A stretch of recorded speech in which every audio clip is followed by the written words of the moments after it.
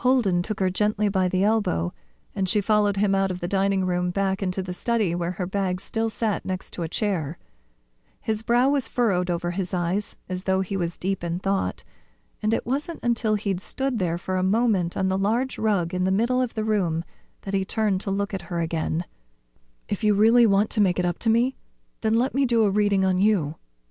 Blinking up at him, Leah tried to wrap her mind around what he was saying. "Are you telling me you're a psychic?" Her mind raced. Was this some sort of dirty trick?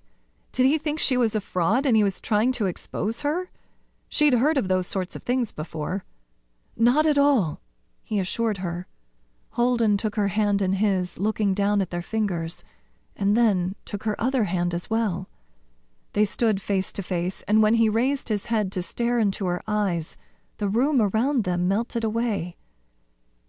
"I just think I know some things that might help you." She had come this far, and there was no point in giving up now. Leah swallowed nervously. "Okay." Her palms tingled with energy, and she felt that if she looked down she would see blue fire crackling between them. This man was something else, but she didn't know what yet.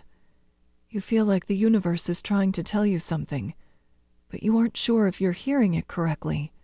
You know there's got to be some sort of connection between us if we keep running into each other like this, but it's just so strange that you don't quite know how to handle it."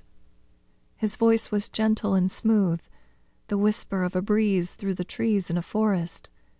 His hands were strong enough that he could have crushed her fingers inside his own, and yet he held them like delicate flowers. "How did you know all of that?" She breathed, feeling their bodies grow slowly together. It might only have been a millimeter, but it felt like a light year. "Because I've been feeling the exact same way. When I saw you at the parlor, it was like something clicked inside me. I was drawn to you, but it didn't make sense because I had no idea who you were. I wanted to absolutely pulverize that guy who tried to hurt you, and I probably would have if I'd let my instincts take over." Leah could understand. She would have thrown herself at him and let him do whatever he wanted, but she had gotten into her own head and convinced herself that none of it mattered. "Then I ran into you at the grocery store," Holden continued, "and I thought it was sheer chance. But you're here now, and I don't want to see you leave." He leaned forward and pressed his forehead against hers, closing his eyes. "I need you, Leah, in a way I can't explain." Her heart throbbed, pumping blood throughout her body, but not putting out the fire that Holden had lit inside it. Leah's lips worked of their own avail, tipping up so that they touched his. It was slow at first, tentative and sensual as they explored each other. He smelled of cologne, seasonings, and fire, and she hardly wanted to exhale again because she only wanted to breathe him in. Holden's lips convinced her to open up to him, to let their tongues get to know each other, to solidify the fact that this wasn't just a mistake.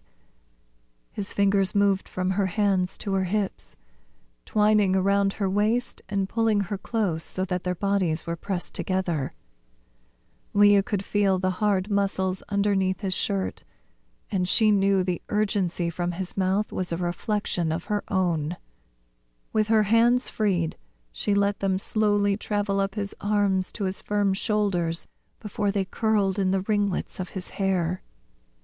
Her thumb measured the hard angle of his jaw and the stubble that clung there, and the unrelenting urge to be close to him had completely taken over her. Leah needed him, wanted him, had to have him. He had claimed to have no psychic powers, but he might as well have. He tipped his head back and broke their kiss. Holden looked into her eyes, his hand still wrapped around her waist.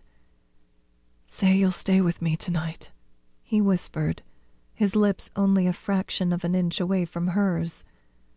"Let's see what fate is really trying to tell us." To keep listening to this audiobook, I've left you a link in the description so you can do it, at no cost thanks to Audible's 30-day free trial.